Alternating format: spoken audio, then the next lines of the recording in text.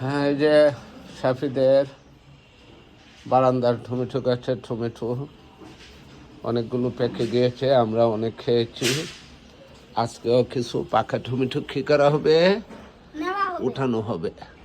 দেখি তো বাবার কাছে, ওই যে দেখেন, এই যে টমেটোগুলো দেখেন, এই যে অনেক টমেটো পেকেছে।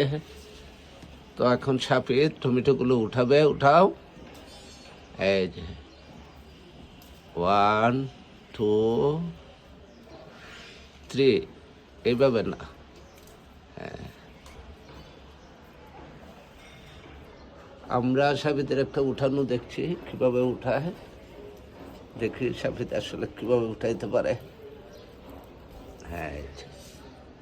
প্রয়োজনে তুমি বাটিটা রাখতে পারো, রেখে সুন্দর করে উঠাতে। এই যে দেখুন, ওরে বাবারি, ওরে দেখেন কত বড় টমেটো, ওরে বাবারি, বাহ। কোথায় রাখবা? হ্যাঁ, পরে যেতে পারে, কিন্তু এই যে টমেটোগুলো, বাহ। এবং সাফিদ কিন্তু খুব যত্ন করে এটা তৈরি করে, এই গাছটা লাগিয়েছিল, আমি নিয়ে এসেছিলাম কিনে।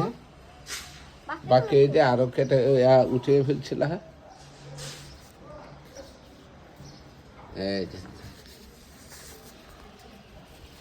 এই যে একটা আরো পাকবে। হ্যাঁ, পাখিগুলো আরো পাকবে। দেখি কতগুলো। এই যে দেখেন, আমরা সালাদ খাবো। হ্যাঁ, এখন তুমি সবার উদ্দেশ্যে কি বলতে পারো? সবাই গাছ লাগাবে, ভালো থাকবেন, সবজি খাবেন, নিজেরা গাছ তৈরি করবে, লাগাবেন এবং যত্ন নেবেন। অবশ্যই আপনারা কি সবজি খেতে পারবেন।